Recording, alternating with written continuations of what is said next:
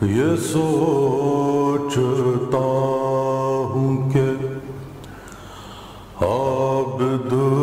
کا حال کیا ہوگا، یہ سوچتا ہوں کہ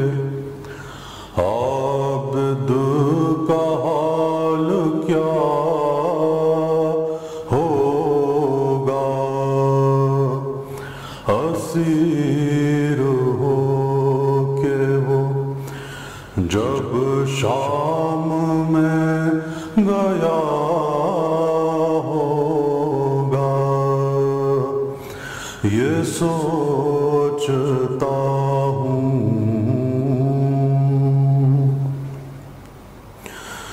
سنا ہے شام میں جاتے ہی خون رونے لگا،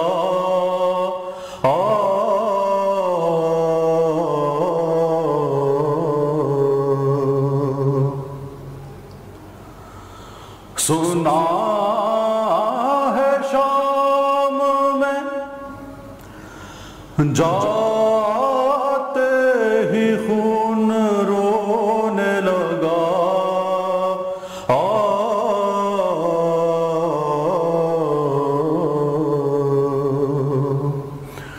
نہ جانے شمر نے اس وقت کیا کہا ہوگا، نہ جانے شمر نے اس وقت کیا کہا ہوگا، یہ سوچتا ہوں۔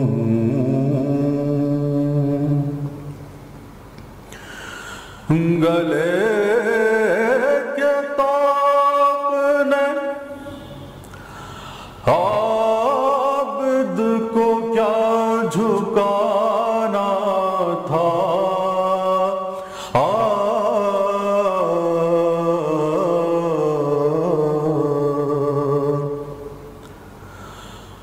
گلے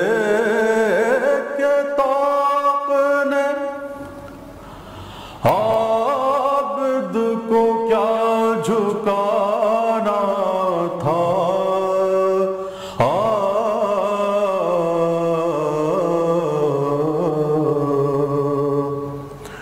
وہ اپنے کھوئے ہوئے لال ڈھونڈتا ہوگا، وہ اپنے کھوئے ہوئے لال ڈھونڈتا ہوگا، یہ سوچتا ہوں۔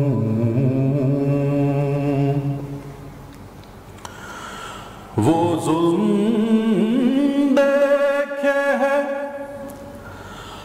سجاد نے حسین کے بعد،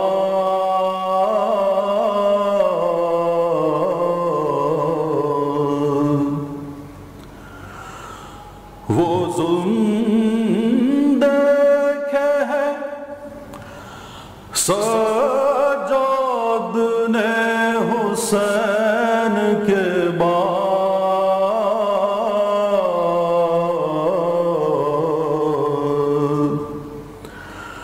مجھے یقین ہے کہ اب تک بھی رو رہا ہوگا، یہ سوچتا ہوں۔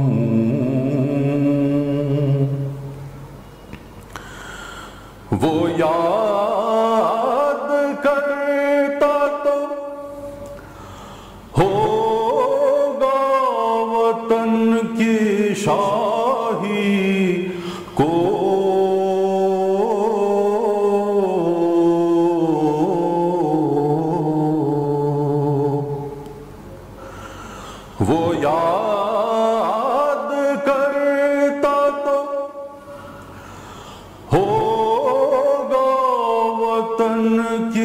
شاہی کو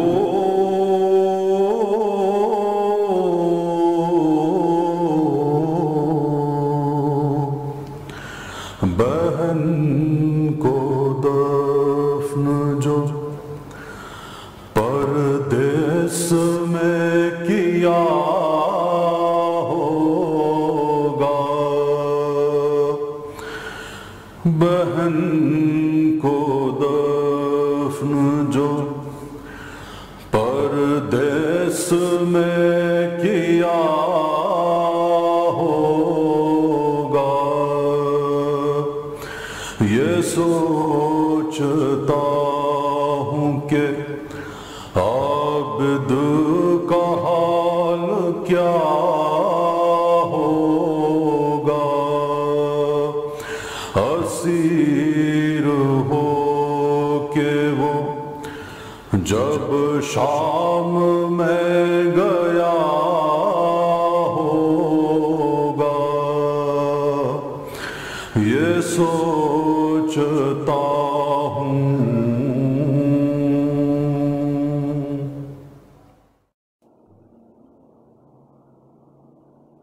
آپ سے گزارش ہے سید علی شبر عابدی ابن سید شبر حسن عابدی صاحب کے لیے ان کے احسار ثواب کی مجلس ہے یہ، ان کے لیے ایک دفعہ سورہ فاتحہ اور 3 دفعہ سورہ اخلاص پڑھ کے ان کی روح کا احسان فرمائیں۔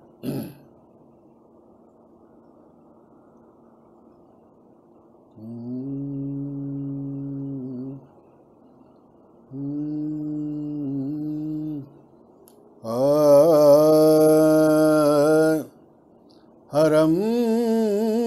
کی گود میں اس طرح اب تراب آئے، حرم کی گود میں اس طرح اب تراب آئے، نبی کے قلب پہ جیسے کہ الکتاب آئے، میں اس امام کا قائل ہوں جس کی محفل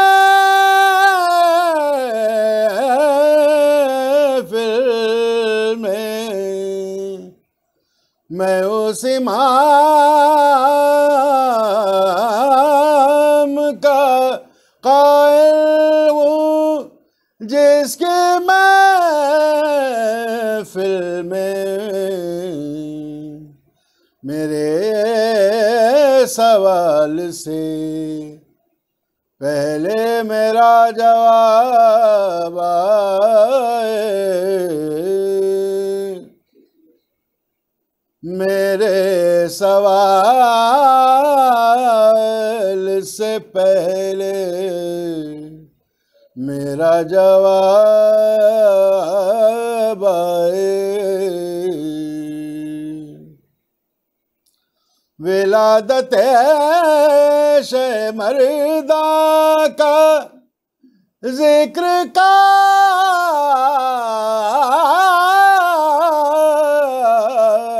میں جو در سے پوچھو تو دیوار سے جواب آئے،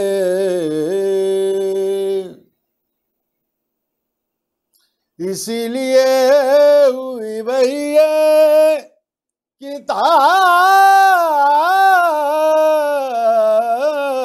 میں تاخیر، علی کتاب سنا لیں تو پھر کتاب آئے، فقط زبان سے جہانے، فقط زبان سے نظام جہاں نہ بدلے گا، علی کو دل سے پکارو تو انقلاب آئے، حرم کی گود میں اس طرح بھوت راب آئے،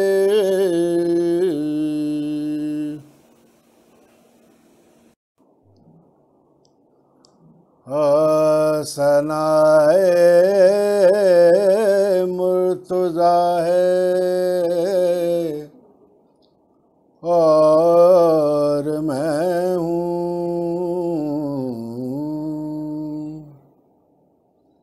یہی ایک مشغلہ ہے اور میں ہوں، ثنائے مرتضیٰ ہے اور میں ہوں۔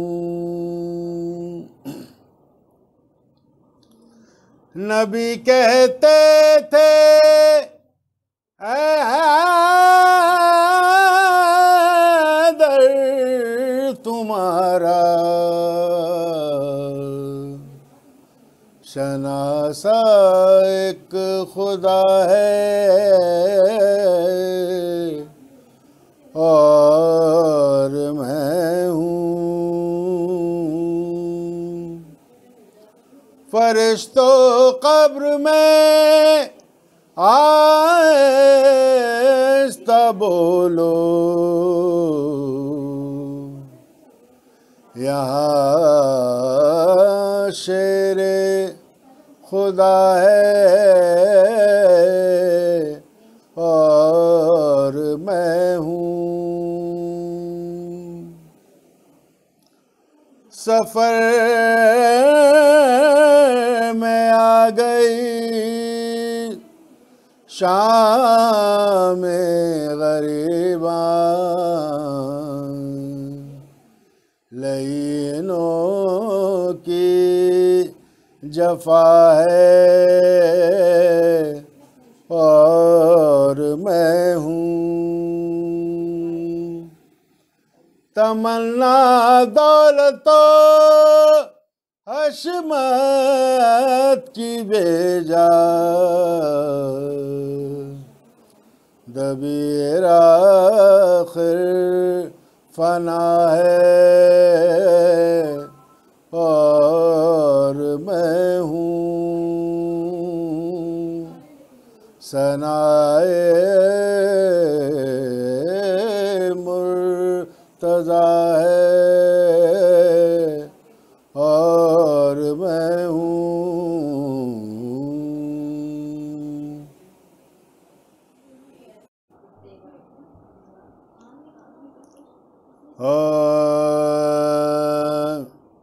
سلامی کہتے تھے آدھا، سلامی کہتے تھے آدھا،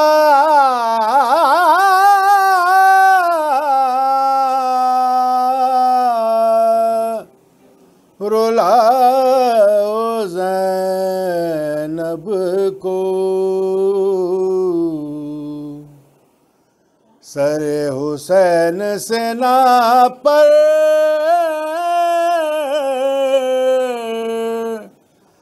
دکھاؤ زینب کو،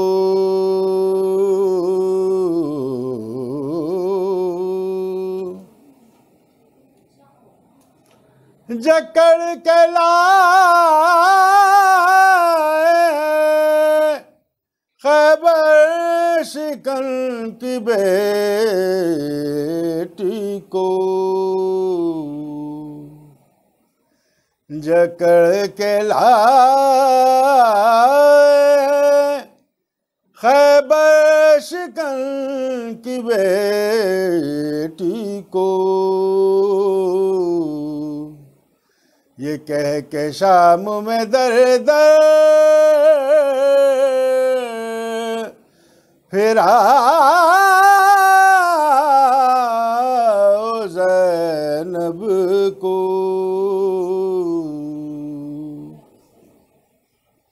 حسین امام کو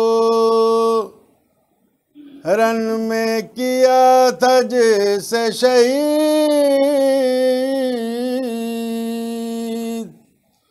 حسین امام کو رن میں کیا تھا جیسے شہید، وہ خون بھرا ہوا خنجر دکھاؤ زینب کو،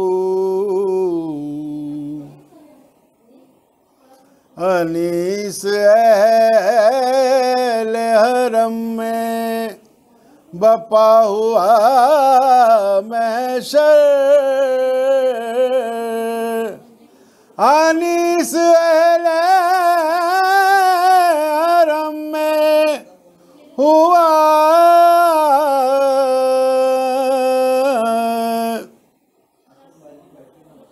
انیس اہل حرم میں بپا ہوا محشر، کہا جو حاکم اظلم نے لاؤ زینب کو، سلامی کہتے تھے آدھا رولاؤ زینب کو۔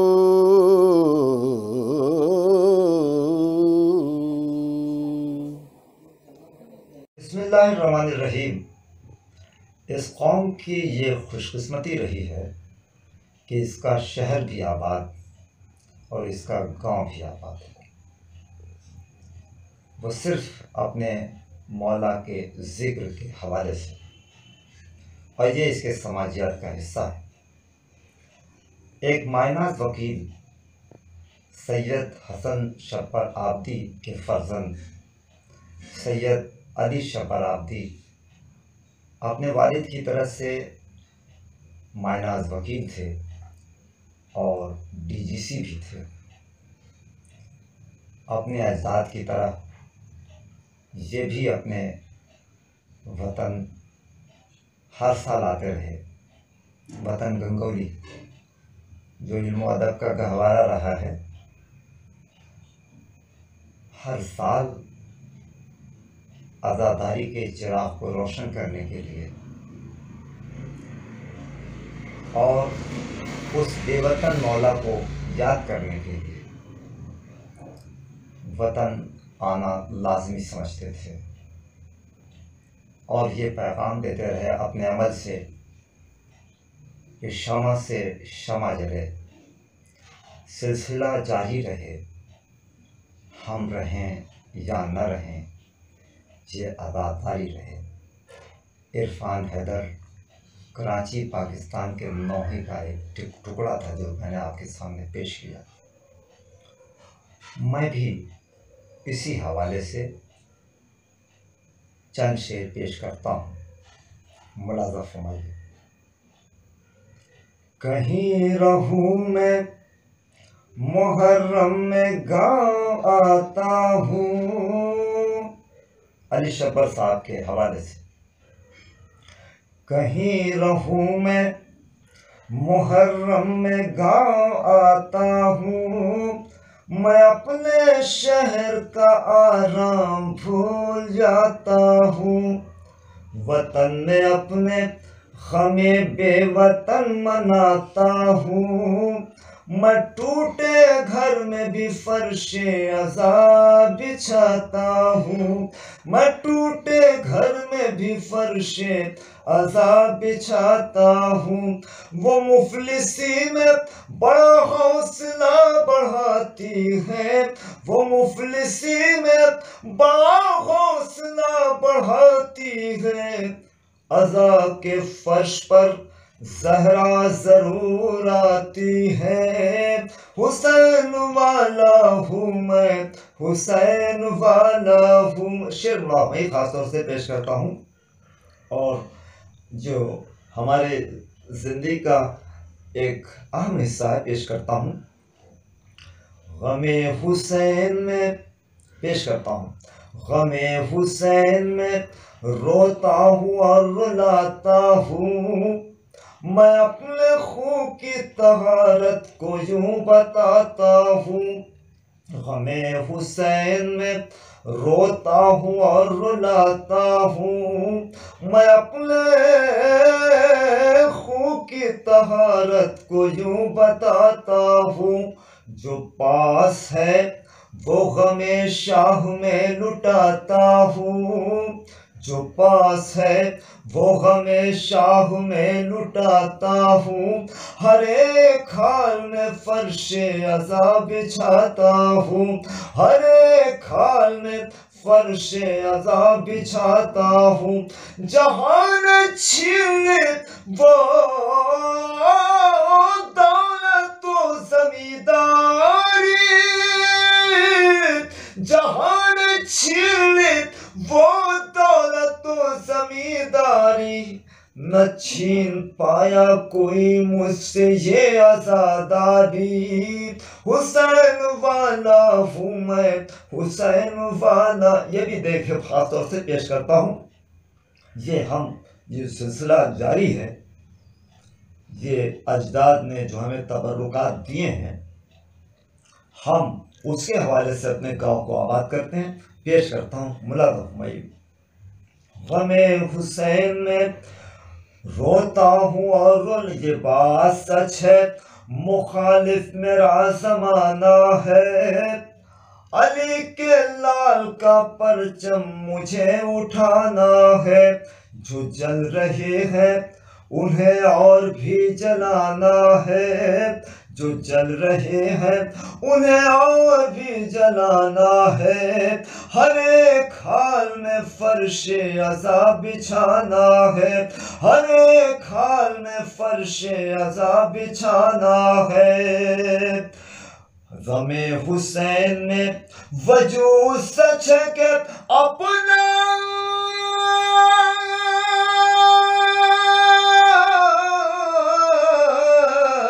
وجود سچ ہے کہ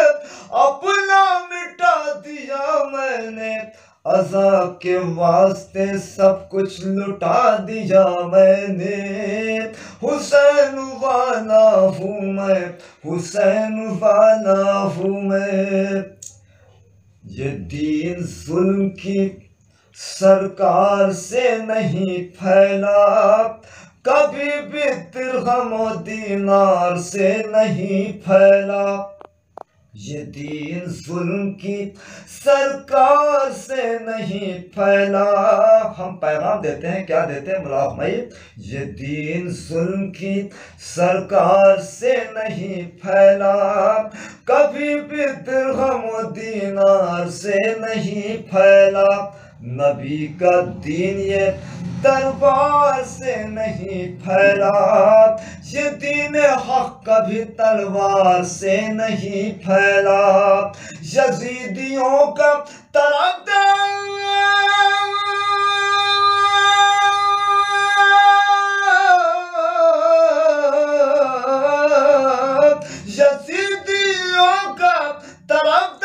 ہو نہیں سکتا، جو فتنہ ور ہے عزادار ہو نہیں سکتا، حسین والا ہوں میں، حسین والا ہوں میں، حسین والا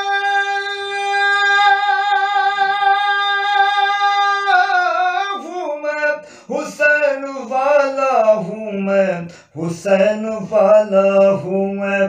کہیں رہوں میں محرم میں گاؤں آتا ہوں، میں اپنے شہر کا آرام بھول جاتا ہوں، وطن میں اپنے غم بے وطن وطن مناتا ہوں، میں ٹوٹے ٹوٹے گھر میں بھی فرش عذاب بچھاتا ہوں، وہ مفلسی میں بڑا حوصلہ بڑھاتی ہے، وہ مفلسی میں بڑا حوصلہ بڑھاتی ہے، عذاب کے فرش پر زہرا ضرور آتی ہے، جہان چھین وہ دولت و زمینداری، نہ چھین پایا کوئی مجھ سے یہ عزاداری، حسین والا ہوں میں، حسین والا ہوں میں۔ آپ تمام ہی ناظرین سے گزارش ہے کہ ایک بار سورہ حمد اور 3 بار سورہ قل هو اللہ کی تلاوت فرما کر مرحوم و مغفور جناب علی شبر عابدی ابن مرحوم شبر حسین عابدی کی روح پرفتوح کو ایصال ثواب فرمائیں۔ بسم اللہ الرحمن الرحیم۔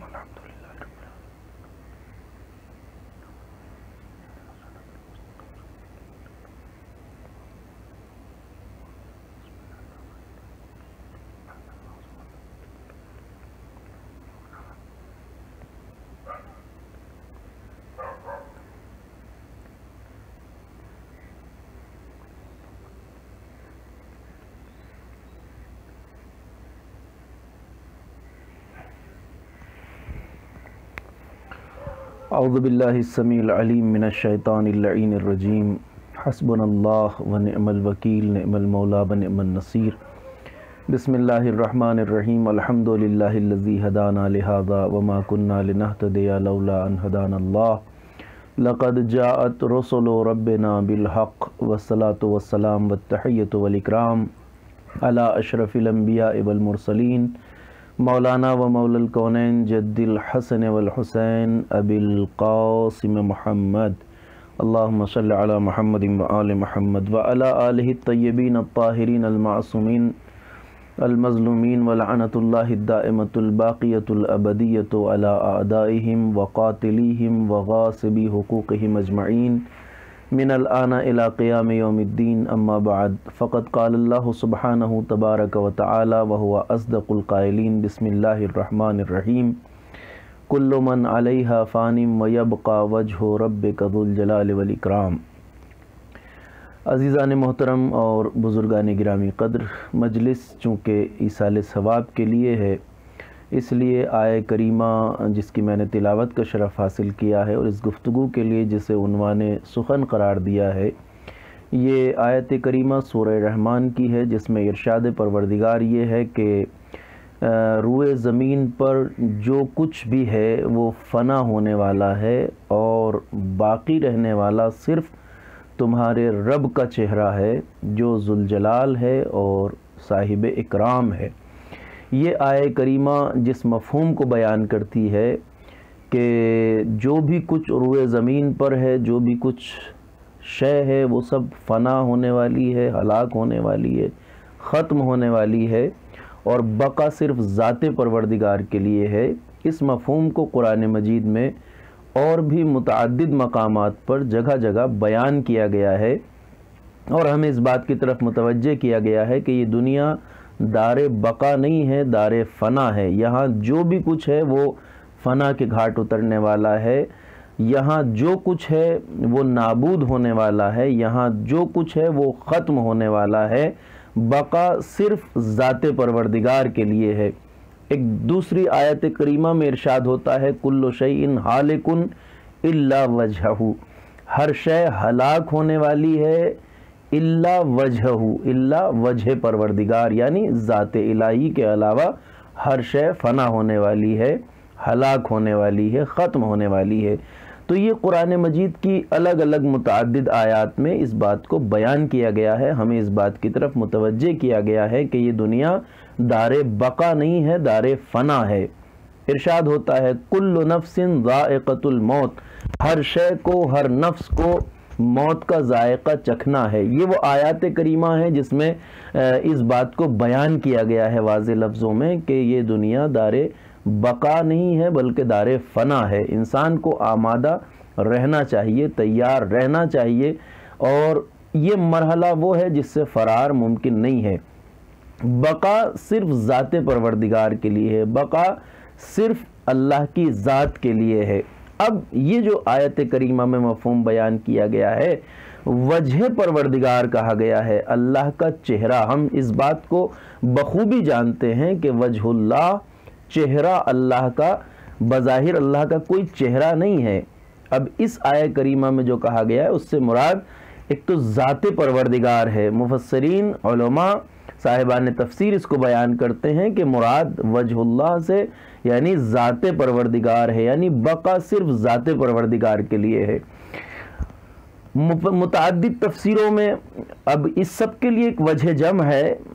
اگرچہ ہم ان آیات کو، ان مفاہیم کو الگ الگ دیکھتے ہیں، لیکن اس میں ایک وجہ اشتراک ہے جس کی طرف اشارہ کیا جائے گا۔ ارشاد، بعض روایتوں میں، تفاسیر میں یہ ذکر ہے کہ وجہ الہی جو کہا گیا ہے، تمہارے رب کا چہرہ باقی رہے گا، اس چہرے سے مراد ذات مبارک اہل بیت اطہار علیہ السلام ہے، یعنی ہر شے کے لیے فنا ہے، وجہ پروردگار یعنی اہل بیت کے لیے فنا نہیں ہے، وہ باقی رہنے والے ہیں۔ اور جو تفاسیر میں تذکرے ہیں اس میں یہ بھی ہے کہ وجہہ سے مراد انسان کے اعمال خیر ہیں، نیک اعمال جو انسان انجام دیتا ہے وہ باقی رہنے والے ہیں، اس لیے کہ وہ نیک اعمال رضائے پروردگار کے لیے جب انجام پاتے ہیں، لوجہ اللہ جب انجام پاتے ہیں، اللہ کی رضا اور خوشنودی کے لیے جب انجام پاتے ہیں، تو ان کو فنا نہیں ہے بلکہ بقا ہے۔ یا دوسرے لفظوں میں یہ کہا جائے کہ وہ نیک اعمال جو انسان نے خوشنودی پروردگار کے لیے انجام دیے ہوتے ہیں، وجہ الہی کے لیے انجام دیے گئے ہیں،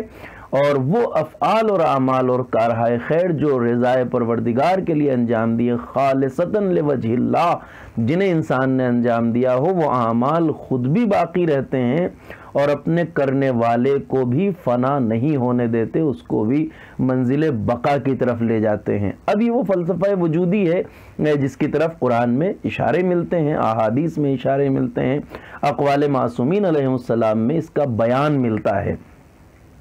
اب یہ تو ذات الہی مراد ہے، وہ بھی اپنی جگہ حقیقت ہے۔ چہرہ الہی سے مراد اہل بیت اطہار ہیں، چونکہ وہ ایسے بندے ہیں جنہوں نے حق بندگی کو ادا کیا ہے، جو اپنے پروردگار کے مقرب ترین بندے ہیں، پاکیزہ ترین بندے ہیں، جنہوں نے مقصد خلقت کو ادا کیا ہے، ہر عمل رضائے کبریا کے لیے کیا ہے، خوشنودی پروردگار کے لیے کیا ہے۔ اس لیے اہل بیت اطہار علیہ السلام کے لیے بقا ہے، فنا نہیں ہے۔ اور یہ وہ چیز ہے جس کو ہم روایات میں بھی دیکھتے ہیں بلکہ آیات میں بھی دیکھتے ہیں۔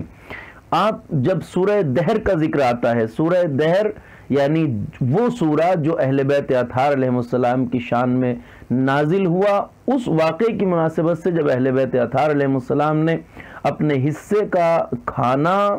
3 دن کے روزوں کے باوجود سائل کو دے دیا، سوال کرنے والے مسکین، اسیر اور یتیم کو دے دیا، وَيُطْعِمُونَ الطَّعَامَ عَلَى حُبِّهِ مِسْكِينًا وَيَتِيمًا وَأَسِيرًا، قرآن مجید میں آج تک اس کا تذکرہ موجود ہے۔ تو اہل بیت اطہار علیہ السلام نے اس عمل کو انجام دیا،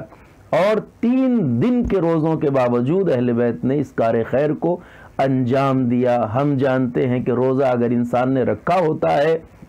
تو وہ افطار کے لیے کتنا بے قرار رہتا ہے، وقت افطار کا اسے کتنا انتظار رہتا ہے، وقت افطار آ جائے وہ اس کے لیے کتنا منتظر رہتا ہے۔ یہ کردار اہل بیت ہے کہ جب وقت افطار آیا تو دروازے پہ آ کے سوالی نے سوال کیا، اہل بیت اطہار نے اپنے اپنے حصے کا کھانا اس سوالی کے حوالے کر دیا۔ پہلے دن بھی ایسا ہی ہوا، دوسرے دن بھی ایسا ہی ہوا، تیسرے دن بھی جب یہی واقعہ رونما ہوا۔ اور یہ کمال کی بات ہے کہ 3 دن کے مسلسل روزوں کے باوجود امیر المؤمنین علی ابن ابی طالب علیہ السلام، صدیقہ طاہرہ حضرت فاطمہ سلام اللہ علیہا نے، اور اس گھرانے میں پلنے والے معصوم شہزادوں حسن اور حسین علیہ السلام، حتیٰ کہ گھر کی کنیز فضہ نے بھی اپنے حصے کا کھانا اس سوالی کے حوالے کر دیا۔ اور اب قرآن مجید اہل بیت کی زبانی اس کار خیر کی نیت اور وجہ کو بیان کرتے ہوئے ارشاد فرماتا ہے کہ اہل بیت اطہار علیہ السلام نے یہ جو کھانا راہ الہی میں دیا سوالی کو، اس سے ان کی مراد اور نیت اور ارادہ کیا تھا؟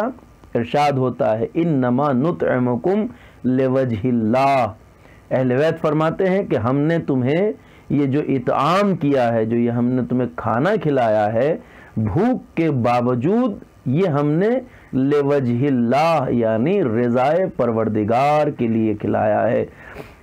لا نرید منکم جزاء ولا شکورا، نہ تو ہم اس کا تم سے بدلہ چاہتے ہیں اور نہ ہی شکریہ چاہتے ہیں، یعنی یہ جو عمل اہل بیت نے انجام دیا یہ لوجہ اللہ بیان ہوا ہے، یعنی رضائے پروردگار کے لیے۔ اس کا مطلب یہ ہے کہ اگر انسان رضائے پروردگار کے لیے عمل انجام دے تو وہ عمل لوجہ اللہ ہوتا ہے، اور جو وجہ اللہ کے لیے ہو اسے فنا نہیں ہے، اس کو بقا ہے۔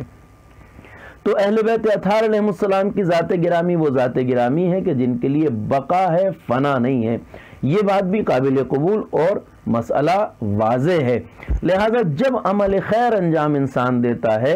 اللہ کی رضا کے لیے تو وہ اس کا عمل ضائع نہیں جاتا، وہ ختم نہیں ہوتا۔ کل من علیہا فان، ہر چیز فنا ہو جائے گی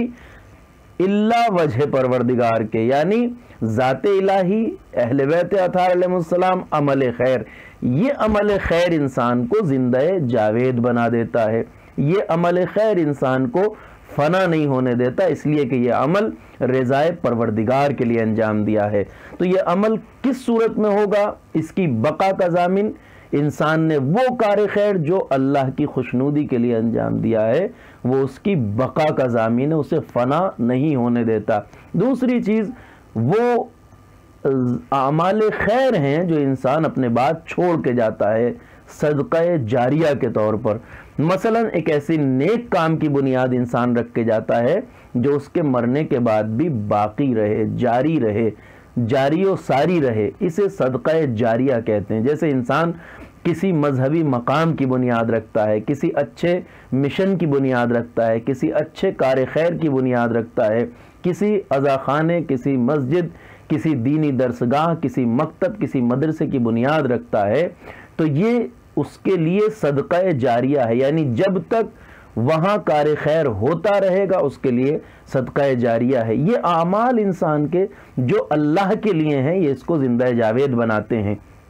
تو ایک صدقہ جاریہ ہے۔ دوسری چیز اپنے علم اور اپنے دانش کو نشر و اشاعت کرنا، یعنی اس کو لوگوں تک پہنچانا۔ انسان جو اپنا علم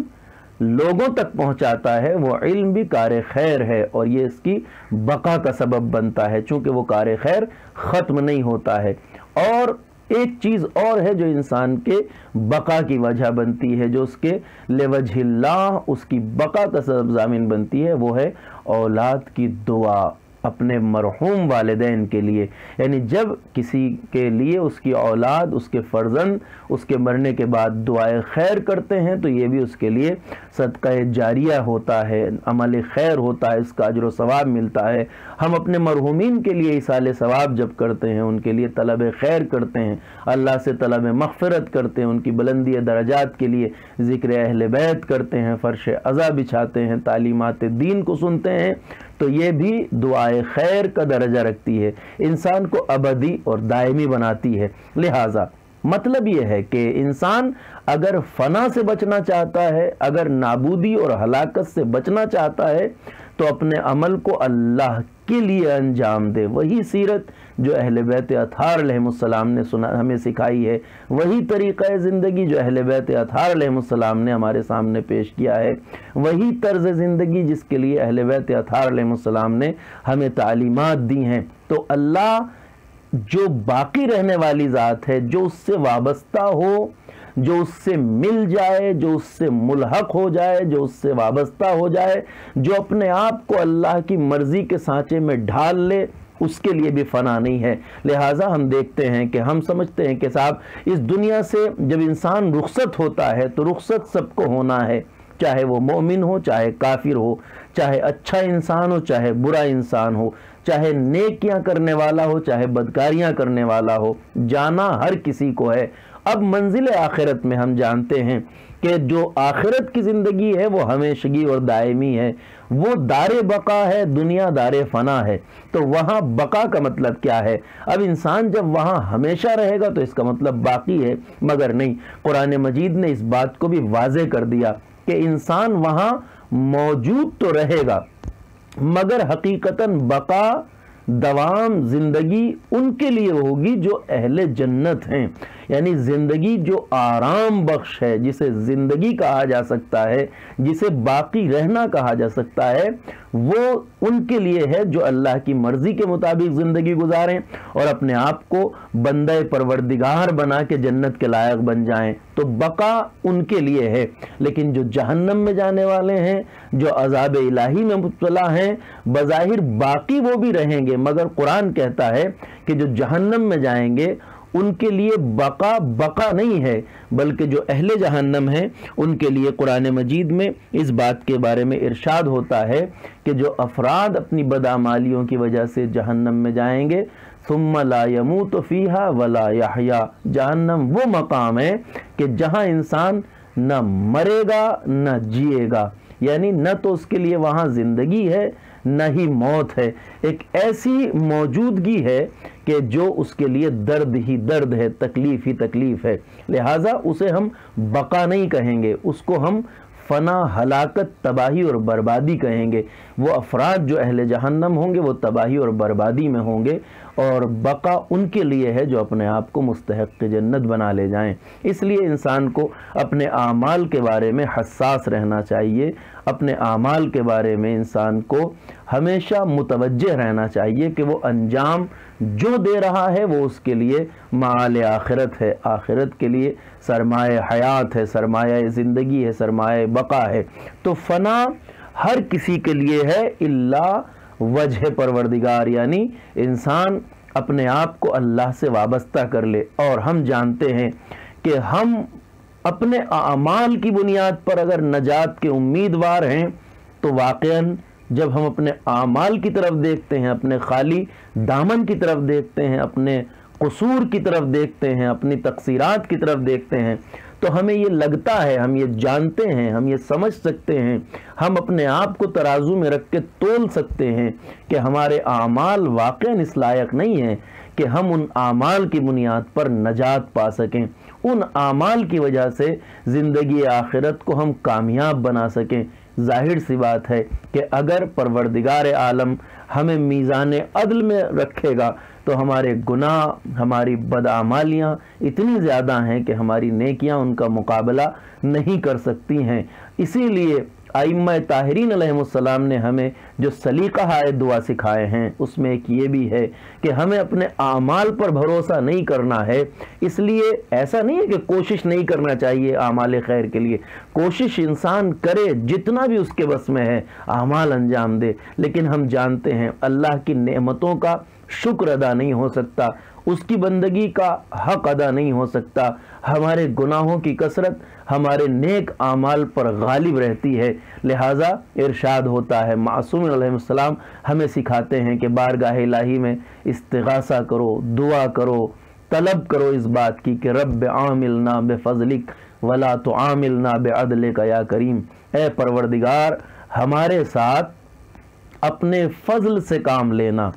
اپنے کرم سے کام لینا، اپنی عنایت سے کام لینا، اپنے عدل سے کام نہ لینا۔ اللہ عدل کرنے والا ہے، اللہ انصاف کرنے والا ہے، اللہ عادل ہے، مگر وہ عادل ہونے کے ساتھ ساتھ بھی صاحب کرم بھی ہے، وہ مہربان بھی ہے اپنے بندوں پر۔ لہٰذا معصوم فرماتے ہیں کہ پروردگار ہم پہ یہ عنایت کرنا، یہ کرم کرنا کہ ہمارے ساتھ عدل سے کام نہ لینا، ہمارے ساتھ فضل سے کام لینا، اس لیے کہ اگر اللہ نے ترازو عدالت میں ہمارے اعمال کو رکھا تو نجات کی کوئی امید نہیں ہے، مگر ہاں اگر اس کا کرم شامل حال ہو جائے، اس کا لطف شامل حال ہو جائے، اس کی عنایت ہمارے شامل حال ہو جائے تو امید نجات ہے۔ اس لیے دعا کرنا چاہیے کہ پروردگار ہمارے ساتھ فضل سے کام لے، اپنے عدل سے کام نہ لے۔ یہی وہ آداب ہیں، یہی وہ سلیقہ ہائے دعا ہیں، وہی سلیقہ زندگی ہے جو اہل بیت طاہرین علیہم السلام نے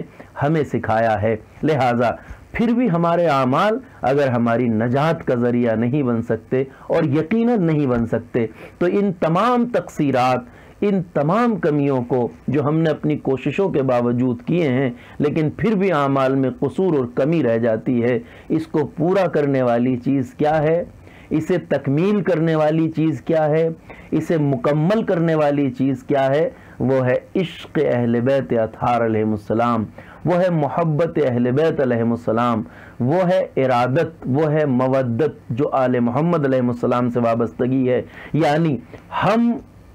اپنے اعمال کی وجہ سے بقا حاصل کر سکتے ہیں یا نہیں، یہ بات تو یقینی نہیں ہے، مگر اگر ان ذوات مقدسہ کے دامن سے وابستہ ہو جائیں کہ جن کے لیے بقا ہے، جو وجہ اللہ ہیں،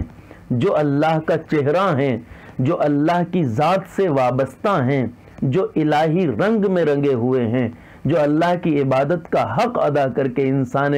کامل بن چکے ہیں، اگر ان سے وابستہ ہو جائیں تو یقینی ہے نجات پا جانا۔ اسی کو ہم کہتے ہیں عنایت اہل بیت، اسی کو ہم کہتے ہیں شفاعت اہل بیت۔ آل محمد ہمارے شفیع ہیں، آل بیت اطہار علیہ السلام ہماری شفاعت کرنے والے ہیں، یہ شفاعت ہمارے لیے وجہ نجات ہوگی انشاءاللہ۔ یہ وہ چیز ہے کہ جس کے بارے میں متوجہ رہنا چاہیے۔ عمل ہم کتنا بھی انجام دے لیں، اللہ کی بندگی کا حق ادا نہیں کر سکتے۔ وہ ہمارا رب ہے، ہمارا خالق ہے، ہمارا مالک ہے، ہمارا پیدا کرنے والا ہے، ہم اس کے حق بندگی کو کبھی ادا نہیں کر سکتے، مگر ہاں اپنے کم ترین اعمال کو جو ہم کر سکتے ہیں اور جس کے لیے ہمیں پوری کوشش کرنا چاہیے، اسی کو اپنی بارگاہ میں عشق اہل بیت کے ساتھ پیش کریں گے تو انشاءاللہ ضمانت قبولیت کی ہے محبت اہل بیت، عشق اہل بیت، وابستگی آل محمد علیہ السلام سے۔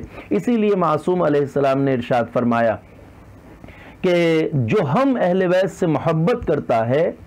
وہ اگر کم عمل بھی انجام دے گا تو اس کے لیے وہ وجہ نجات بن جائیں گے، اس لیے کہ اس کو کمی کو پورا کرنے والی چیز محبت اہل بیت ہے، عشق اہل بیت ہے، اہل بیت اطہار علیہ السلام سے وابستگی۔ اس لیے کہ جو عمل اس نے انجام دیا ہے چونکہ عشق اہل بیت کے ساتھ ہے، محبت اہل بیت کے ساتھ ہے، تو وہ عمل قابل قبول ہے اللہ کی بارگاہ میں، مگر جو عمل عشق اہل بیت کے ساتھ نہ ہو، آل محمد سے وابستگی کے ساتھ نہ ہو، تو اس عمل میں چاہے کتنی بھی کثرت کیوں نہ ہو وہ اللہ کی بارگاہ میں قابل قبول نہیں ہے، اس لیے کہ قبولیت کی سند محبت اہل بیت ہے، عشق اہل بیت ہے، ارادت اہل بیت ہے۔ مولا امام جعفر صادق علیہ السلام کا ارشاد ہے، مولا فرماتے ہیں کہ جو ہم اہل بیت سے محبت کرتا ہے، اگر تم ہم سے محبت کرتے ہو تو فافعل ما شئت، جو چاہو انجام دو۔ یعنی جو چاہو انجام دو سے یہ مراد نہیں ہے کہ انسان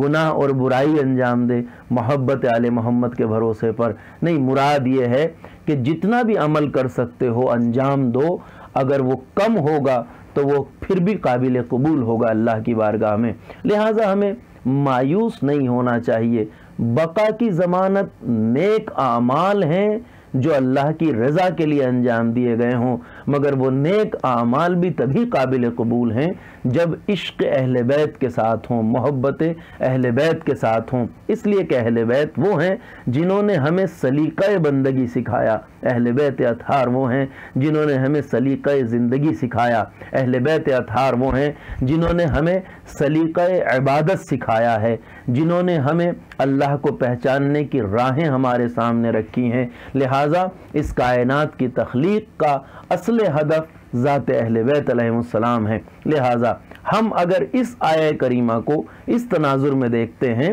تو یہ حقیقت ہے کہ کل من علیہا فان، روئے زمین پر جو بھی ہے وہ فنا ہونے والا ہے، بقا صرف وجہ اللہ کے لیے ہے، یعنی اللہ کی ذات کے لیے، اہل بیت اطہار علیہ السلام کے لیے، ان اعمال کے لیے جو لوجہ اللہ انجام دیے گئے ہوں، خوشنودی پروردگار کے لیے انجام دیے گئے ہوں، وہی انسان کو حیات ابدی دینے والے ہیں، زندگی ابدی دینے والے ہیں، فنا اور ہلاکت سے بچانے والے ہیں، اسے موت کے ہول سے بچانے والے ہیں۔ اسی لیے کہا گیا ہے کہ دنیا میں ہر شے فنا ہو جائے گی، دنیا میں ہر شے तबाह हो जाएगी, दुनिया में हर शय मौत के घाट उतर जाएगी, मगर वमन माता अला हुब्ब आले मोहम्मदिन माता शहीदा। हम जानते हैं कि शहीद कभी मरते नहीं हैं, शहीद जिंदा रहते हैं। ये इम्तियाज़ सिर्फ खुसूसियत सिर्फ अहले बैत अतहार के चाहने वालों को हासिल है कि उन्हें जो मौत आती है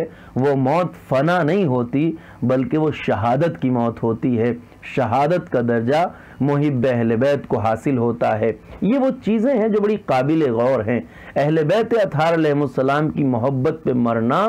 इंसान को दर्जा शहादत अता कर देता है। इसमें राज ये है, काबिल गौर बात ये है कि ये हम सोचें एक बार, एक लम्हे के लिए, कि एक शहीद जो मैदान जंग में जाके शहीद होता है उसकी कुर्बानियाँ मामूली नहीं होती हैं, उसकी फिदाकारियाँ मामूली नहीं होती हैं, उसकी खिदमत मामूली नहीं होती है, बहुत बड़ा काम करता है शहीद।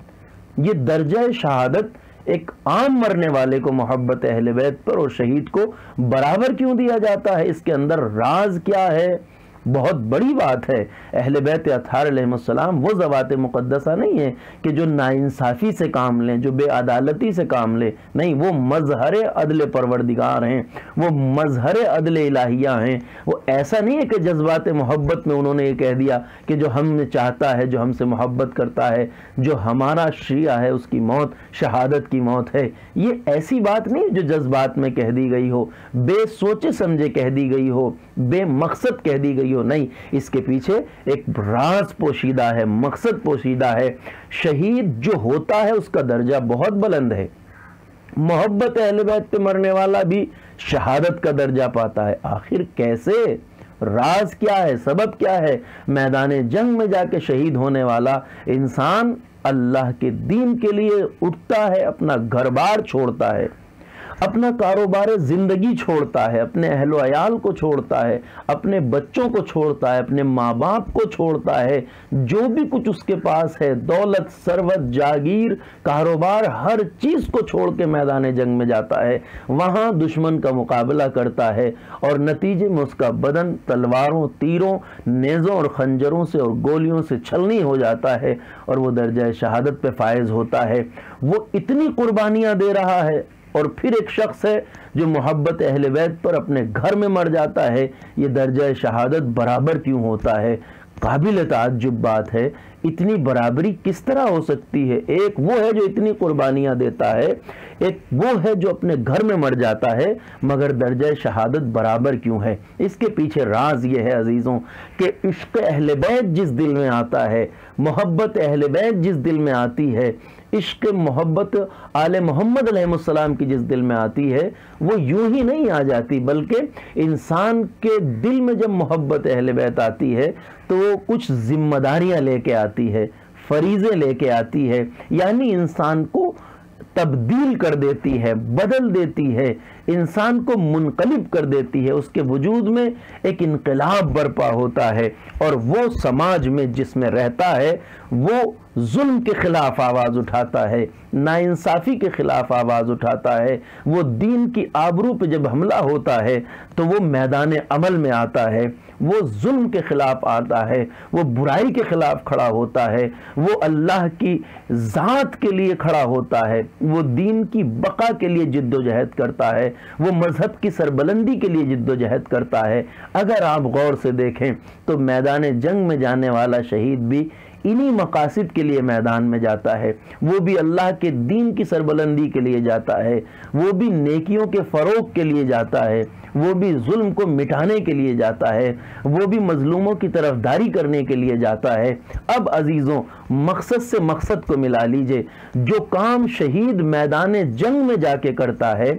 वही काम ज़िंदगी के मैदान में, समाज में, माशरे में, अपनी सोसाइटी में रहते हुए एक मुहिब अहले बैत ज़िंदगी भर करता है। बस मैदान अलग अलग हैं, मकसद एक है। जब मकसद एक है तो चाहे मौत मैदान जंग में आए, चाहे अपने बिस्तर पे आए, अल्लाह आवाज़ देगा कि चूँकि मकसद दोनों एक का एक था, इसलिए दर्जा शहादत भी दोनों को बराबर दिया जाएगा। ये बात काबिल गौर है। मोहब्बत अहले बैत पे मरने वाला शहीद मरता है। वमन माता अला हुब्ब आले मोहम्मदिन माता शहीदा, मोहब्बत अहले बैत पे मरने वाला शहीद मरता है। उसकी मौत फना नहीं होती बल्कि शहादत की मौत होती है, जो उसे ज़िंदगी अबदी अता करती है, जो उसे ज़िंदा जावेद बना देती है, जो उसे बका की मंजिलों तक ले जाती है, उसे फना से बचाती है, उसे नीस्ती से बचाती है, उसे नाबूदी से बचाती है, उसे हलाकत से बचाती है, उसे अबदी ज़िंदगी अता कर देती है, उसको बका अता कर देती है, फना से बचा लेती है। ये राज है इश्क़ आले मोहम्मद का, ये राज है विलायत अहले बैत अत्हार अलैहिस्सलाम का, जिसकी तरफ हमें मुतवज्जे होना चाहिए। इसलिए कि इंसान जब इस दुनिया में आया है तो ये खाम इंसान है, इसके वजूद में अल्लाह ने वो सलाहियतें रखी हैं, वो ताकतें रखी हैं कि ये उन सलाहियतों को परवान चढ़ाकर, उन सलाहियतों को अपने अंदर तरबियत देकर, उन्हें अपने बरूए कार लाकर अपने आप को एक दूसरे इंसान में बदल सकता है। ये इंसान जो एक खाम मिट्टी की तरह दुनिया में आता है, ये इंसान कामिल बन सकता है, ये मुकर्रब बरगाह इलाही बन सकता है, ये मस्जूद मलाइका बन सकता है, ये इतनी बुलंदियों तक आ सकता है कि जहां मलाइका इसके सामने सजदा रेज नजर आए। लिहाजा हर इंसान के वजूद में अल्लाह ने यह सलाहियत रखी है कि वो अपनी रूह को परवान चढ़ाए, अपनी रूह की तरबियत ऐसे करे, अपने वजूद की तरबियत ऐसे करे कि अपने वजूद में वो रंग इलाही को भर दे, वो उसमें उलूहियत का रंग भर दे। यानी जब वो नजर आए तो बंदे परवरदिगार नजर आए, जब वो नजर आए तो वो अल्लाह का नजर आए, जब वो नजर आए उसके अंदर लिल्लाहियत नजर आए, जब वो नजर आए उसे देख के इंसान याद इलाही में मुब्तला हो जाए। यही वजह है कि हम अपने मुक़द्दस उलमा को, अपने पाकीज़ा उलमा को, अपने फजलो कमाल पे फायज उलमा को आयतुल्लाह कहते हैं। आयतुल्लाह यानी अल्लाह की निशानी, अल्लाह की निशानी, यानी वो शख्सियत जिसे देखकर इंसान को रब याद आए, परवरदिगार की याद दिल में ताज़ा हो, जिसका तकवा देखकर अपने दिल में इंसान याद इलाही को ज़िंदा करे, जिसके इल्म को देखकर अपने दिल में इंसान याद इलाही को ज़िंदा करे, जिसके वजूद को देखकर इंसान अपने वजूद में अल्लाह के ज़िक्र को ज़िंदा करे, वो अल्लाह की याद का सबब बन जाए। कोई निशानी जब हम किसी की देखते हैं तो फ़ौरन उस ज़ात, उस शख्सियत की याद हमें आ जाती है। जब हमारे पास कोई निशानी किसी की रखी हो, जब हम उस निशानी को देखते हैं, मसलन किसी की दी हुई अंगूठी हमारे पास हो, किसी की दी हुई कोई चीज़ हमारे पास हो, वो इसीलिए हम देखते हैं कि वो उसकी निशानी है। जब हम उसे देखते हैं तो वो शख्स याद आ जाता है कि जिसने वो निशानी हमें दी होती है। यही मतलब है आयतुल्लाह का, यानी इंसान इतनी बुलंदी पर पहुंच जाए कि वो आयतुल्लाह बन जाए, यानी अल्लाह की निशानी, अल्लाह की अलामत बन जाए और उसे देखकर याद परवरदिगार दिलों में ज़िंदा हो। ये मकसद है इंसान की खिलकत का। पाकीज़गी हासिल करे, तहारत हासिल करे, बुलंदियाँ हासिल करे, अपने नफ्स को पाकीज़गियों की उन मंजिलों तक ले जाए कि जहाँ वो बंदे परवरदिगार मुजस्सम बन जाए। यही वजह है कि अहले बैत अत्हार अलैहिस्सलाम ने हमें इस बात का सबक दिया है कि देखो, आरजू जिस चीज़ की रखना चाहते हो उस चीज़ की मत रखो जो फना होने वाली है, तमन्ना उन चीज़ों की न रखो जो ख़त्म होने वाली हैं, तमन्ना उन चीज़ों के लिए न रखो कि जो तमाम होने वाली हैं, तमन्ना उन चीज़ों की न रखो जो तबाह होने वाली हैं, तमन्ना उस चीज़ की रखो जो बाकी रहने वाली है। इसीलिए आय करीमा में इरशाद है कि वमा इंदकुम यनफदु, जो कुछ तुम्हारे पास है वो ख़त्म होने वाला है, वो बर्बाद होने वाला है, वो तबाह होने वाला है। वमा इंदल्लाह बाकिन, और जो अल्लाह के पास है वो बाकी रहने वाला है। हम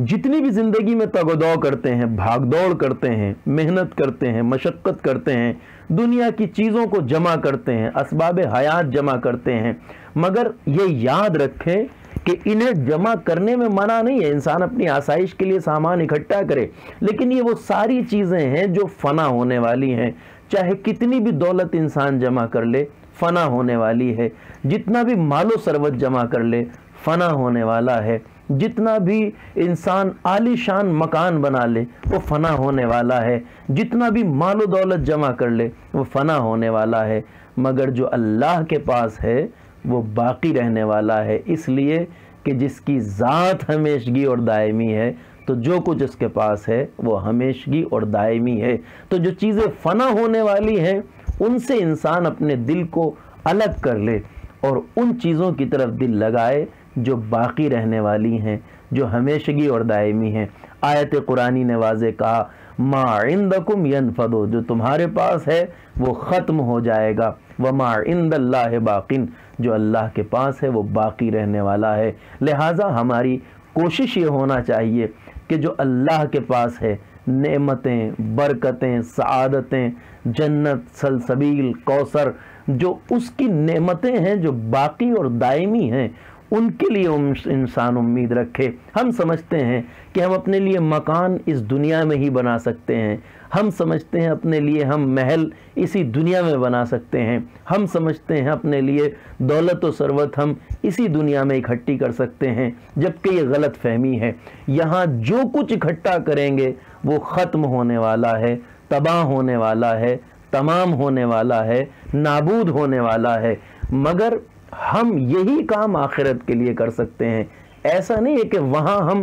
مکان نہیں بنا سکتے، ایسا نہیں ہے کہ وہاں ہم محل نہیں بنا سکتے، ایسا نہیں ہے کہ وہاں ہم جاگیریں نہیں بنا سکتے، ایسا نہیں ہے کہ وہاں ہم باغات نہیں بنا سکتے، ایسا نہیں ہے کہ وہاں کے لیے ہم ثروت اکٹھی نہیں کر سکتے۔ نہیں، اشارہ ہے روایتوں میں جب بندہ کوئی کار خیر انجام دیتا ہے تو جنت میں اس کے لیے عظیم الشان محل تعمیر ہوتے ہیں، جنت میں اس کے لیے بہترین باغات تیار ہوتے ہیں، جنت میں اس کے لیے حور و قصور تیار ہوتے ہیں، جنت میں اس کے لیے نعمتوں کی فراوانیاں اکٹھی ہوتی ہیں۔ یہ ہمارے لیے ایک ایک عمل کے نتیجے میں ہزار ہزار باغ جو حسین ترین تیار ہوتے ہیں، جس میں نہریں بہہ رہی ہوں گی، دودھ اور شہد کی نہریں، جس کا وعدہ قرآن مجید میں کیا گیا ہے۔ تو وہ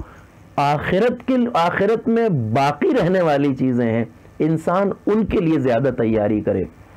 مگر ہم اس کے برعکس ان چیزوں کے لیے زیادہ تیاری کرتے ہیں جو فنا ہونے والی ہیں، اس کے مقابلے میں وہاں کے لیے تیاری زیادہ ضروری ہے۔ انسان جب کوئی نیک کام انجام دیتا ہے تو اس کے لیے جنت میں نعمتیں تیار ہوتی ہیں، محل، مکانات، باغات، نہریں، دولت اور ثروت۔ یہ انسان جب اعمال انجام دیتا، ایسا نہیں ہے کہ دنیا ہی میں مکانات بنتے ہیں، محل بنتے، نہیں، آخرت میں بھی بنتے ہیں۔ بس ہاں، جب یہ اعمال نیک کے ذریعے انسان کے لیے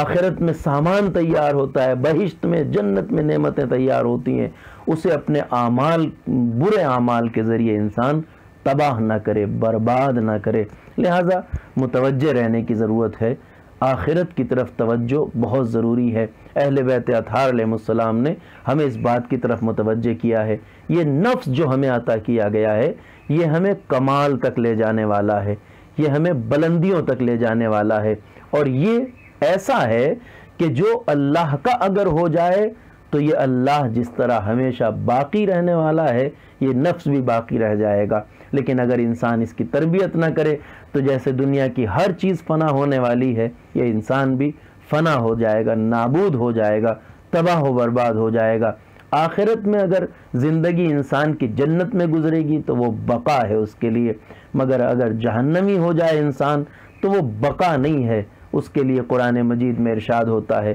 نہ تو وہاں انسان مرے گا نہ جیے گا، اسے نہ باقی رہنا کہتے ہیں نہ زندگی کہتے ہیں۔ لہذا پروردگار ہم سب کو آتش جہنم سے نجات عطا فرمائے، ہمیں ایسے اعمال انجام دینے کی توفیق عطا فرمائے جس سے ہم اس کی نظر میں محبوب بندے بن جائیں، اس کے مقرب بندے بن جائیں اور اس کی جنت کے لائق بن جائیں۔ شفاعت اہل بیت اطہار علیہ السلام کو پروردگار ہمارے شامل حال فرمائے، ہمیں روز قیامت محبت اہل محمد علیہ السلام کے ساتھ محشور فرمائے۔ یہ دعا وہ دعا ہے کہ جس سے کبھی غافل نہیں ہونا چاہیے، اس لیے کہ اہل بیت اطہار علیہ السلام کی محبت نجات دینے والی ہے، کامیابی کی منزلوں تک لے جانے والی ہے، انسان کے لیے کمال کا ذریعہ عشق اہل بیت ہے، انسان کو مکمل انسان بناتا ہے عشق اہل بیت، اس لیے کہ وہ بندہ پروردگار کو بندگی کا سلیقہ سکھانے والے ہیں، وہ عبد پروردگار کو عبدیت کا سلیقہ سکھانے والے ہیں۔ لہٰذا ہمیں اس بات کی طرف متوجہ رہنا چاہیے کہ آخرت کوئی معمولی چیز نہیں ہے، آخرت ہمیشگی کی زندگی کی جگہ ہے جہاں انسان کو نعمتوں کے ساتھ زندگی گزارنے کے لیے تیاری کرنا ضروری ہے۔ لہٰذا آل محمد علیہ السلام کی تعلیمات کی روشنی میں جس طرح ہم اپنے وجود کو یہاں دنیا میں سنوارتے ہیں، اسی طرح اپنے وجود کو آخرت کے لیے بھی سنوارنا ضروری ہے۔ آخرت میں انسان میدان حشر میں جب محشور ہوگا تو اس کا چہرہ جیسا وہ کل دیکھنا چاہتا ہے ویسی تیاری اسے آج کرنے کی ضرورت ہے۔ ہم روز قیامت جس شکل میں محشور ہونا چاہتے ہیں اس شکل کی تیاری یہاں ہمیں کرنا چاہیے۔ پروردگار ہم سب کو اس بات کی توفیق عنایت فرمائے۔ ظاہر سی بات ہے انسان اپنے کو سجاتا ہے، سنوارتا ہے، جب کسی پبلک پلیس پہ جانا چاہتا ہے، جب وہ کسی پارٹی میں جانا چاہتا ہے، جب کسی شادی میں جانا چاہتا ہے جہاں لوگ جمع ہوں، تو اس کی کوشش یہ ہوتی ہے کہ وہ اپنے آپ کو سجا کر جائے، سنوار کر جائے، اچھے لباس میں جائے، اچھی شکل اور اچھی صورت کے ساتھ جائے۔ تو ظاہر سی بات ہے اس کے لیے وہ کتنے اہتمام کرتا ہے، اچھے لباس کا اہتمام کرتا ہے، اپنے آپ کو سنوارتا ہے، اپنے آپ کو سنبھالتا ہے، اپنے آپ کو زینت دیتا ہے، آرائش کرتا ہے، اور تب وہ جاتا ہے ایسی جگہ پر جہاں کچھ لوگ جمع ہوتے ہیں،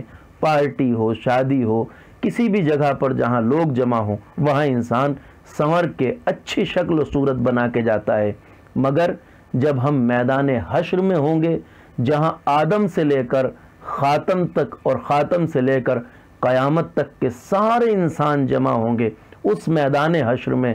ہم کیسے نظر آئیں گے اس کی تیاری بھی انسان کو یہی کرنا ہے، اس کے لیے آمادگی بھی یہی کرنا ہے۔ ہم کس صورت میں روز محشر اللہ کی بارگاہ میں حاضر ہوں گے؟ کائنات کے سارے انسان آدم سے لے کر قیامت تک میدان حشر میں جب جمع ہوں گے تو ہم وہاں کس شکل میں ہوں گے، اس شکل کی تیاری یہی کرنا ہے۔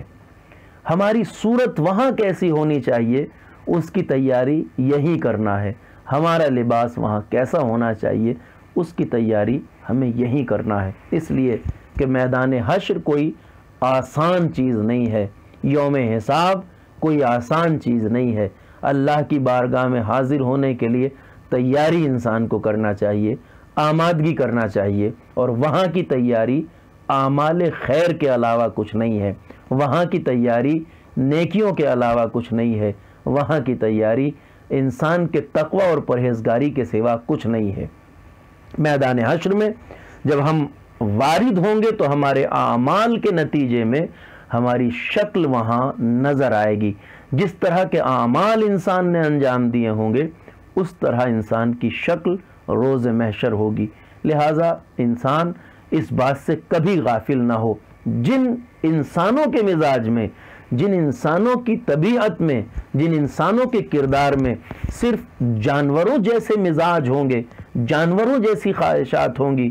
جانوروں جیسی شہوتیں ہوں گی، جانوروں جیسی زندگی ہوگی، وہ میدان حشر میں بھی بدترین جانوروں کی شکل میں محشور ہوں گے۔ اور جن کے مزاج میں پاکیزگی ہوگی، طہارت ہوگی، عشق اہل بیت ہوگا، محبت اہل بیت ہوگی، بہترین چیزوں سے جنہیں محبت ہوگی، جن کو پاکیزگی اور طہارت سے محبت ہوگی، جنہیں نیکیوں سے محبت ہوگی، ان کی شکلیں روز محشر نورانی ہوں گی، پاکیزہ ہوں گی، چمکتی ہوئی ہوں گی، بہترین لباس ہوں گے، بہترین شکلوں میں وہ میدان حشر میں اس طرح وارد ہوں گے کہ فرشتے ان کے چہروں کو رشک کے ساتھ دیکھیں گے۔ میدان حشر میں موجود افراد انہیں رشک اور اس عجیب تعجب کے ساتھ دیکھیں گے۔ اتنی حسین شکلوں کے ساتھ روز محشر نیک انسان محشور ہوں گے، اور عرصہ محشر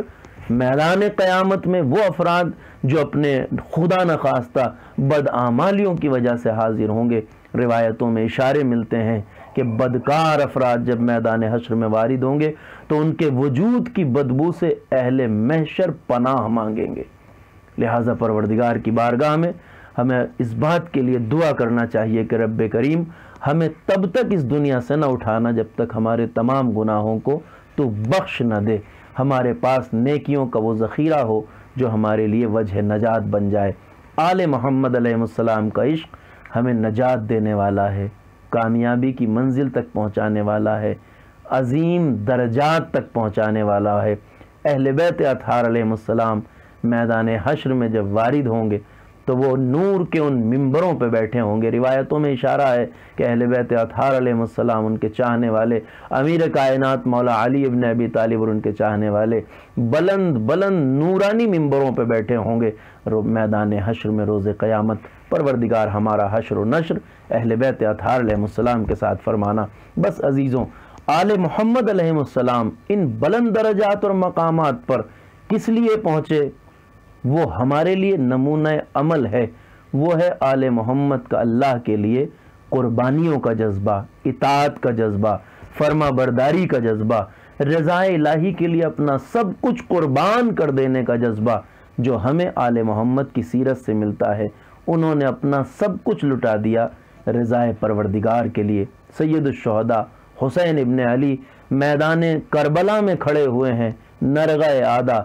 چاروں طرف سے لشکر افواج یزیدی فوج حسین ابن علی کو گھیرے ہوئے ہے۔ روایتیں بتاتی ہیں لاکھوں کا لشکر حسین ابن علی کا خون بہانے کے لیے میدان کربلا میں آیا، اور حسین کے ساتھ صرف 72 افراد۔ 72 کی گنتی کتنی ہوتی ہے، لاکھوں کہاں 72 کہاں، مگر حسین ابن علی یہ نہیں دیکھ رہے تھے کہ میرے ساتھ کتنے افراد ہیں، یہ دیکھ رہے تھے کہ میں کس رب کی رضا کے لیے میدان میں آیا ہوں۔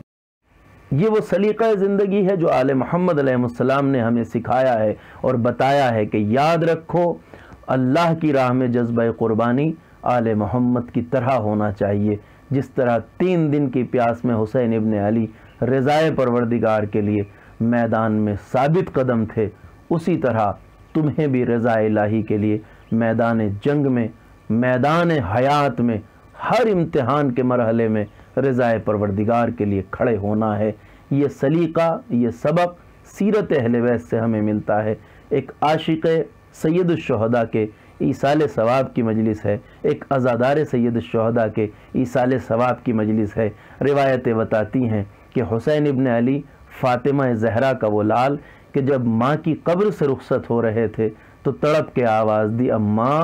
اب آپ کی قبر پہ کوئی چراغ جلانے والا نہ ہوگا، مادر گرامی حسین مدینہ چھوڑ کر جا رہا ہے۔ قبر فاطمہ سے آواز آئی، میرے لال اب تیری ماں کی قبر کو چراغ کی ضرورت نہ ہوگی، میرے لال اب تیری ماں کی قبر کو چراغ کی ضرورت نہ ہوگی، اس لیے کہ میرا چراغ تو ہے میرے لال حسین ابن علی، جہاں جہاں تو جائے گا تیری ماں ساتھ جائے گی۔ ہاں عزادارو، آل محمد علیہ السلام نے قربانیوں کو اس طرح پیش کیا کہ سیدہ زہرا سلام اللہ علیہا کا بھرا گھر میدان کربلا میں لٹ گیا، شہزادی فاطمہ زہرا کا بھرا گھر میدان کربلا میں لٹ گیا۔ عاشور کی رات تھی، حسین ابن علی اپنے خیمے سے نکلے، میدان کی طرف چلے۔ ایک چاہنے والے صحابی ہلال ابن نافع کی نظر پڑ گئی، دیکھا مولا اکیلے تشریف لے جا رہے ہیں۔ یہ دیکھ کر ہلال بے چین ہو گئے، مضطرب ہو گئے۔ نرغہ آدھا ہے، ہر طرف دشمن پھیلے ہوئے ہیں، میدان کربلا ہے، آقا اکیلے جا رہے ہیں۔ یہ سوچ کر ہلال مولا کے پیچھے پیچھے روانہ ہو گئے۔ کہتی ہے تاریخ کہ جیسے ہی آگے بڑھے، آگے چل کر آقا نے قدموں کی آہٹ محسوس کی، مڑ کے پوچھا کون؟ خادم نے، غلام نے ہاتھوں کو جوڑ کے کہا آقا گستاخی معاف، میں ہلال ابن نافع ہوں۔ مولا میں نے دیکھا آپ تنہا جا رہے ہیں، نرغہ آدھا ہے، مولا میں پیچھے پیچھے آ گیا، مجھ سے رہا نہیں گیا۔ آقا نے کہا ہلال آ گئے ہو تو آؤ، آؤ میرے ساتھ۔ ہاتھ میں ہاتھ ڈالا، میدان کی طرف بڑھ گئے۔ آقا جا کر میدان میں بڑھتے جا رہے ہیں۔ کہا ہلال کہ یہ چاہتے ہو کہ میں تمہیں مقتل کی سرزمین دکھاؤں؟ کہا ہاں مولا بتائیے۔ کہا ہلال دیکھو یہ وہ جگہ ہے جہاں میرے بچپن کا دوست حبیب ابن مظاہر مارا جائے گا۔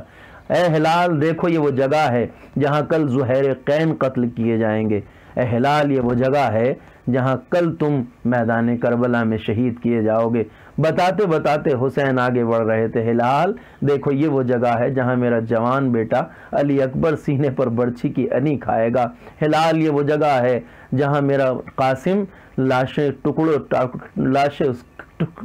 قاسم ٹکڑوں ٹکڑوں میں پامال ہو جائے گا۔ ہلال آؤ یہ وہ جگہ ہے جہاں کل میرا ننھا علی اصغر تیر جفا کھا کر سوئے گا۔ روایتیں کہتی ہیں حسین بڑھتے جاتے ہیں، ہلال دیکھتے جاتے ہیں، آقا مقتل کی سرزمین دکھاتے جاتے ہیں۔ ایک آگے بڑھ کے کہا ہلال وہ دریائے فرات کا کنارہ دیکھ رہے ہو؟ کہا ہاں مولا۔ کہا وہ جگہ وہ ہے جہاں میرا 32 سال کا بھیا عباس شانوں کو کٹا کے سوئے گا۔ اسی اثنا میں آقا نے یہ محسوس کیا کہ مولا گفتگو کر رہے ہیں مگر ہلال پہلے کی طرح توجہ نہیں دے رہے ہیں، دھیان سے نہیں سن رہے ہیں۔ ہاتھ ہلایا، تاریکی تھی، عاشور کی رات تھی، سناٹا ہر طرف۔ پوچھا ہلال ہم گفتگو کر رہے ہیں، ایسا لگ رہا ہے کہ تم دھیان سے نہیں سن رہے ہو۔ ایک بار خادم نے ہاتھوں کو جوڑا، ہلال نے کہا آقا گستاخی معاف ہو، میں دھیان دینا چاہ رہا ہوں آپ کی باتوں کی طرف، مگر آقا اس نشیب کی طرف سے کسی بیوی کے رونے کی آواز اس طرح آ رہی ہے جیسے اس کا جوان بیٹا مارا گیا ہو، بڑے اضطراب سے وہ بیوی رو رہی ہے مولا، میرا دھیان بار بار نشیب کی طرف جاتا ہے۔ آقا نے کہا ہلال نہیں پہچانا، وہ نشیب وہ جگہ ہے کل جہاں میرا گلا کاٹا جائے گا۔ ہلال جس بیوی کے رونے کی آواز سن رہے ہو وہ کوئی اور نہیں ہے، میری بے کس ماں فاطمہ زہرا ہے جو اپنے بالوں سے میرے مقتل کی زمین کو صاف کر رہی ہے۔ ہلال کل میں جب گھوڑے سے گروں گا تو کوئی میرے پاس نہ ہوگا مگر میری ماں میرے پاس ہوگی۔ ہلال کل جب میرے گلے پہ خنجر چلے گا میری بے کس بہن ٹیلے پر دیکھ رہی ہوگی، اور ایک بار فضائے عالم میں آواز گونجے گی الا قتل الحسین بکربلا، الا ذبح الحسین بکربلا۔ پروردگار تجھے واسطہ تیری عظمت و جلالت کا ہمارے ذکر عبادت کو قبول فرما، بندگی و اطاعت کی توفیق عطا فرما، ہمارے دلوں میں عشق و محبت و معرفت اہل بیت کو زیادہ سے زیادہ فرما۔ رب کریم ہمارا حشر و نشر محمد و آل محمد کے ساتھ فرما۔ پروردگار تجھے تیری عظمت و جلالت کا واسطہ جن مرحوم کے ایصال ثواب کے لیے مجلس برپا کی گئی ہے ان کی